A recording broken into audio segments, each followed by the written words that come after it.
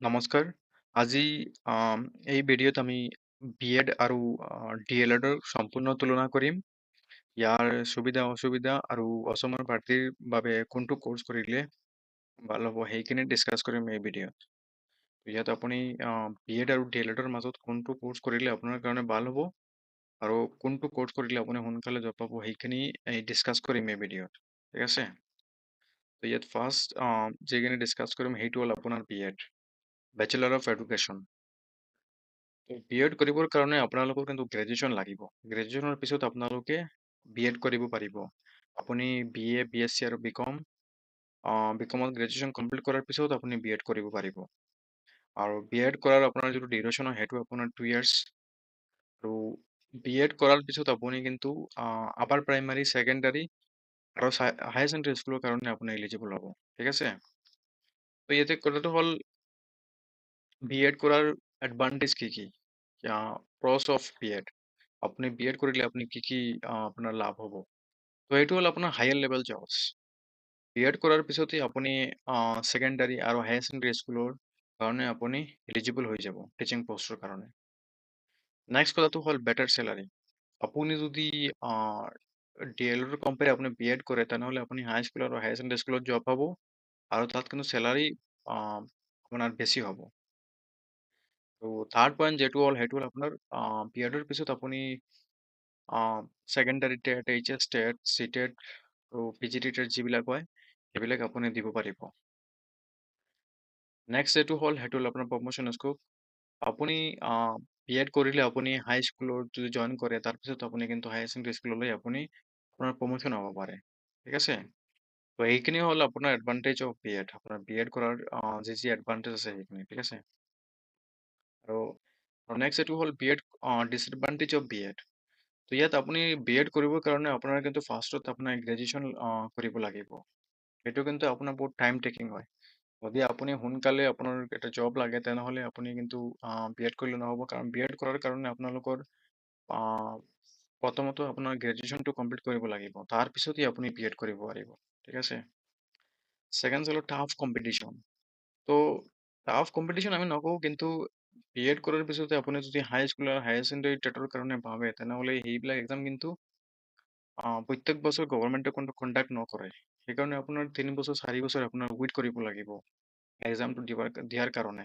আৰু 3-4 বছৰ পিছত আপোনাৰ সেইটো এক্সাম পেটাৰ্ণটো অলপ চেঞ্জ হৈ যায়। সেইকাৰণে মানে আপুনি চিলেবাছ কি হ'ব, কেনেধৰণে আপোনালোকে প্ৰিপেৰেশ্যন কৰিব, সেইখিনিৰ মানে অলপ প্ৰব্লেম হয়। সেইকাৰণে কিন্তু এক্সামটো যে আপুনি ভাল কৰিব না আপোনাৰ বেয়া হ'ব সেইটো কোনেও ক'ব নোৱাৰে। ঠিক আছে? তো সেইকাৰণে এক্সামটো আপোনাৰ কম্পিটিশ্যন টাফ হৈ যায়। ঠিক আছে? আৰু নেক্সট পইণ্ট যিটো হ'ল সেইটো হ'ল আপুনি বিএড কৰিলে কিন্তু আপুনি প্ৰাইমাৰী স্কুলৰ কাৰণে এলিজিবল নহ'ব। ঠিক আছে? তো সেইটো এইটো ডিছএডভান্টেজ হয়। তো এইখিনি আছিল বিএডৰ বিষয়। এতিয়া নেক্সট কথাটো হ'ল ডিএলএড, যিটো হয় ডিপ্ল'মা ইন এলিমেণ্টাৰী এডুকেশ্যন। তো ডিএলএড কৰিবৰ কাৰণে আপোনাৰ কিন্তু আপুনি 12 পাছ কৰিব লাগিব যিকোনো ষ্ট্ৰীমত। আপুনি আৰ্টছত, ছায়েন্সত আৰু কমাৰ্চত যিকোনো ষ্ট্ৰীমত আপুনি 12 পাছ কৰিলে আপুনি ডিএলএড এডমিশ্যনৰ কাৰণে আপুনি এলিজিবল হ'ব। আৰু এই কোৰ্চটোৰ যিটো ডিউৰেশ্যন আছে সেইটো 2 বছৰ হয়। আৰু ডিএলএড কৰিলে আপুনি কিন্তু প্ৰাইমাৰী আৰু আপাৰ প্ৰাইমাৰী স্কুলৰ কাৰণে আপুনি এলিজিবল হৈ যাব। মানে আপুনি হাই স্কুল আৰু হাই ছেকেণ্ডাৰী স্কুলৰ কাৰণে এলিজিবল নহ'ব, কিন্তু প্ৰাইমাৰী আৰু আপাৰ প্ৰাইমাৰীৰ কাৰণে এলিজিবল হৈ যাব। তো এতিয়া যি এডভান্টেজখিনি হ'ল আপোনাৰ আৰ্লি কেৰিয়াৰ ষ্টাৰ্ট। যদি আপোনাৰ সোনকালে জব লাগে, আপুনি যদি ভাবে বেছি ষ্টাডি কৰিব নোৱাৰিব, তেনেহ'লে আপোনাৰ এটা জব লাগে, তেনেহ'লে আপুনি আপোনাৰ হায়াৰ ছেকেণ্ডাৰী পাছ কৰাৰ পিছতেই আপুনি ডিএলএডত এডমিশ্যন ল'ব পাৰিব। লৈ তাৰপিছত আপুনি টেট চিটেট ক্লিয়াৰ কৰি আপুনি এলপি স্কুলৰ টিচাৰৰ কাৰণে এলিজিবল হৈ যাব। তেনেহ'লে হাই ডিমাণ্ড ইন আছাম। তো আছামত কিন্তু এলপি স্কুলৰ ভেকেঞ্চি অলমষ্ট এবছৰ 2 বছৰ পিছত মানে ৰিক্ৰুটমেণ্ট হৈ থাকে। ইয়াৰ কাৰণে জবৰ চান্স বহুত বেছি হয় এলপি স্কুলৰ কাৰণে। ঠিক আছে? তো সেইটো ডিলিট কৰিলে আপোনাৰ সেইটো চান্স অলপ বাঢ়ি যাব।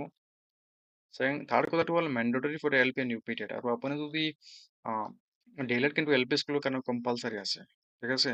তো সেইটো কাৰণে আপুনি এলপি স্কুলৰ কাৰণে কম্পালচাৰী লগতে আপুনি আপাৰ প্ৰাইমাৰী স্কুলৰ কাৰণে এলিজিবল হৈ যাব। সেইকাৰণে আপোনাৰ কিন্তু ডিএলএডত ইম্পৰ্টেঞ্চটো আছে। আৰু বিএডৰ তুলনাত কিন্তু ডিএলএডৰ আপোনাৰ কোৰ্চ ফিজ যিটো সেইটো কমেই হয়। ঠিক আছে?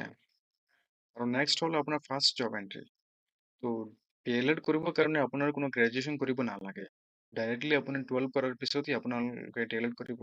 সেইকাৰণে অলপ আপোনাৰ টাইম কম কম লাগিব। যি টাইমত আপোনালোকে গ্ৰেজুৱেশ্যন কৰিব, সেই টাইমৰ ভিতৰতে আপুনি DLEDটো কৰি আপুনি জব ল'ব পাৰিব LP স্কুলত। ঠিক আছে? তো এইখিনি আছিল DLEDৰ এডভান্টেজ। ঠিক আছে?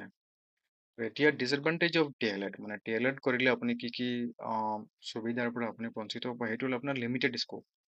মানে আপুনি DLED কৰিলে কেৱল মাত্ৰ প্ৰাইমাৰী আৰু আপাৰ প্ৰাইমাৰী স্কুলৰ কাৰণে এলিজিবল হ'ব, মানে আপুনি হাই স্কুল আৰু হায়াৰ ছেকেণ্ডাৰী স্কুলত যাব নোৱাৰিব। ছেকেণ্ড যেটো হ'ল এইটো হ'ল আপোনাৰ চেলাৰীটো অলপ কম হ'ব। হাই স্কুল আৰু হায়াৰ ছেকেণ্ডাৰী স্কুলৰ কম্পেৰিজনে আপোনাৰ কিন্তু আপুনি 12 পাছ কৰি যিটো পষ্টত জইন কৰিব, সেইটো আপোনাৰ চেলাৰীটো কম হ'ব। আৰু তাত যিটো পইণ্ট হ'ল সেইটো লেছ প্ৰমোশ্যন অপৰচুনিটি, মানে আপুনি হাই স্কুলত জইন কৰিলে আপুনি 5 বছৰ 10 বছৰ 15 বছৰ পিছত আপুনি হায়াৰ ছেকেণ্ডাৰী স্কুলতো প্ৰমোশ্যন হ'ব পাৰে, কিন্তু আপুনি যদি DLED কৰি আপুনি LP স্কুলত জইন কৰে তেনেহ'লে আপোনাৰ কিন্তু প্ৰমোশ্যনটো নহ'ব হাই স্কুল বা হায়াৰ ছেকেণ্ডাৰী স্কুলৰ কাৰণে। ঠিক আছে? তো এইখিনি আছিল ডিসএডভান্টেজ অফ DLED।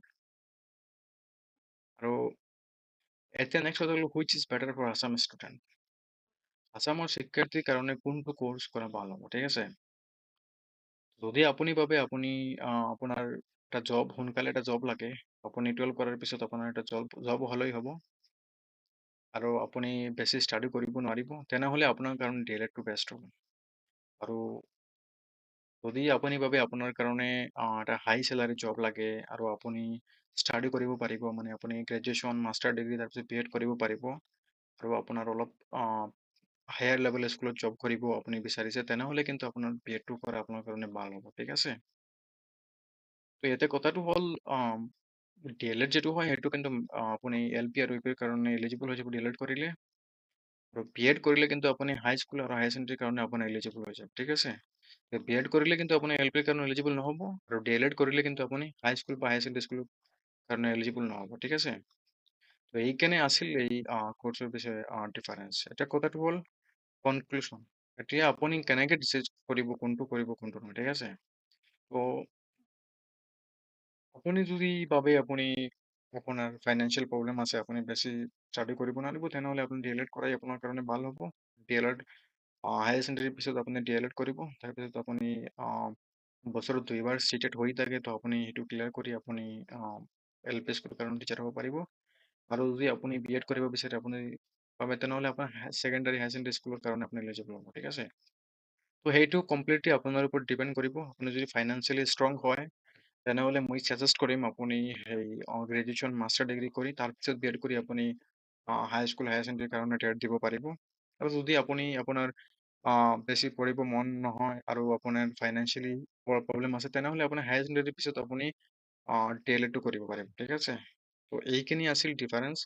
আৰু আপুনি কোনটো কোৰ্চত এডমিশ্যন ল'ব ভাবিছে বা লৈছে, আৰু কোনটো কোৰ্চ আপুনি কৰি আছে, সেইটো কমেণ্ট কৰি জনাব।